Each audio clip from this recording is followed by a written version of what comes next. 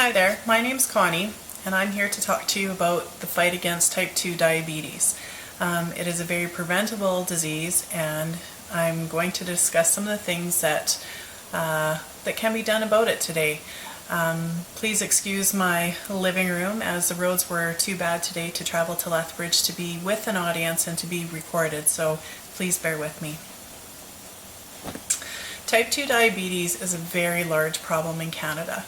9 million people live with diabetes or pre-diabetes in Canada. 3 million have pre-diabetes. Type 2 diabetes is a big problem that is growing very fast because of the obesity levels in the younger adults, and because of the inactivity of people nowadays. We're not quite as active as we used to be. But pre-diabetes and type 2 diabetes can be prevented with diet and exercise. Pre-diabetes has no signs or symptoms. So to be proactive against pre-diabetes, you can go to your doctor and you can get laboratory testing done. One of the tests that you can get done is a blood test, and it is called an HbA1c. And what this test does is it checks the average glucose levels in your blood for a range of 90 days. So in the 3 months it takes an average. Now a normal average would be 6.5% or less.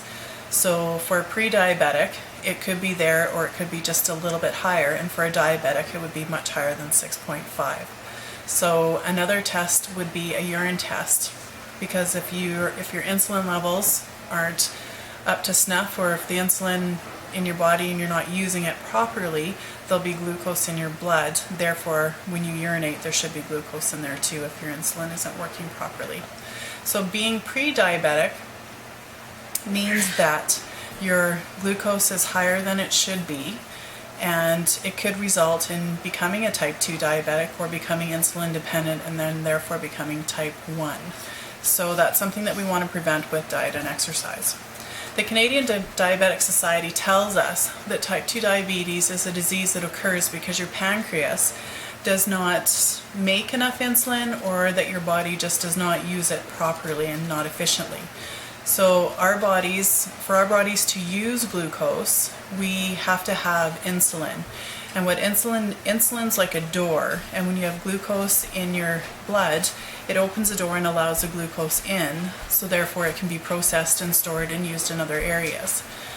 So it's essential that we have insulin in our body, and it's essential that it's being used properly and that we have enough. So insulin is a hormone that lowers our blood sugar in our blood. And even if you have type 2 diabetes, it can be prevented with exercise, because exercise, it helps us to not be insulin resistant, because when you exercise, it teaches our cells to open the doors it teaches the insulin to open the doors to let the glucose in. So the more regularly you exercise, and with weight training, that teaches the doors to become open, and then therefore it reduces the insulin resistance. There's 3 things that are prerequisites for having type 2 diabetes and pre-diabetes, and that's hereditary. You can't do anything about that, your weight and inactivity. So if you are overweight, step 1 is to try and lose weight with diet and exercise, and inactivity is you can lose that with being active and exercising. During this stage, if you are overweight, you're inactive, and it's in your hereditary, it can still be prevented. Just because someone tells you that you're pre-diabetic or type 2 diabetic doesn't mean that you're labeled with that forever. It just means that you can fight it, and you have to incorporate exercise and diet into your lifestyle for the rest of your life. Because if you don't, then you become glucose tolerant, impaired, and then that sets you on for early diabetes and then late stage diabetes. And there's so many problems with being diabetic that it's just worth a fight of diet and exercise to not get there. Type 2 diabetes is 90% of the diabetes. 10% is type 1. So 90% type 2 diabetes is the one that you can fight, and this is where the insulin doesn't work properly, or it doesn't make enough. And type 1, with 10% of the population having, is the diabetes that you can't do anything about. Your beta cells actually do not work anymore, and you do not produce insulin. There's nothing that can be done about that. It's most common in adults, but it's becoming more common in younger adults, and that's because of the obesity and the inactivity. And 1/3 of people that have diabetes don't even know that they have it. So if we get moving, the Canadian Diabetic Association tells us that regular physical activity in conjunction with healthy eating and weight control can reduce diabetes incidence by 60%.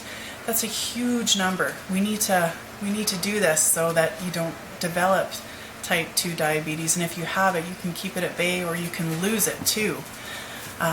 What should we do? To get healthy benefits of exercise, you should exercise at least 150 minutes every week. This can be broken down into 5 days a week for 30 minutes at a time. If you can walk, you can start, and this is of course after you've consulted with your doctor. Every day you will become stronger, and then you can increase the length or the difficulty of your walks. Incorporate 2 to 3 sessions of resistance training, such as weight training or body weight movements. Now, just because I'm by myself, here is a chart, and this chart tells us, when I was telling you about the lab work with the HbA1c, the normal rate is 6.5%. So with aerobic training, you can get it down to 7%. And with resistance training, you can get it down to about 7.1 or 2%. But with both aerobic training and resistance training, you can get it right down to normal at 6.5%. So this is just with exercising 30 minutes a day and some weight training. This is huge. This is doable, and hopefully this is motivating enough for you to get moving, and just to get moving.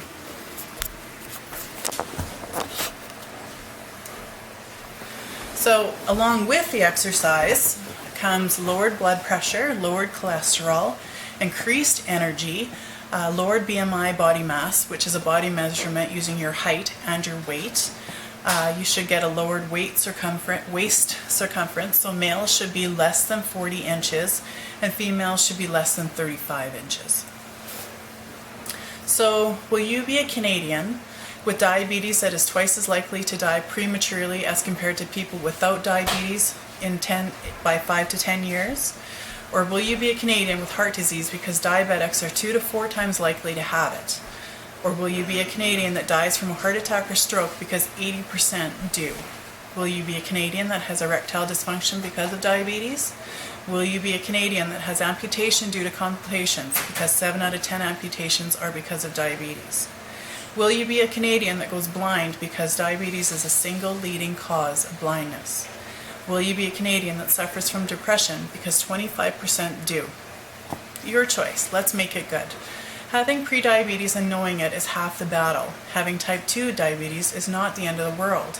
Now this is a time to do something about it. Diet and exercise can keep type 2 diabetes at bay, and it can also eliminate the need for medication. Work hard, be smart, you can succeed. Be your own best friend with diet and exercise. And as you leave today, I do have a couple of handouts for you for the food portion of this, because it's just such a large and grand scale that I wanted you to have a paper copy. Thank you so much.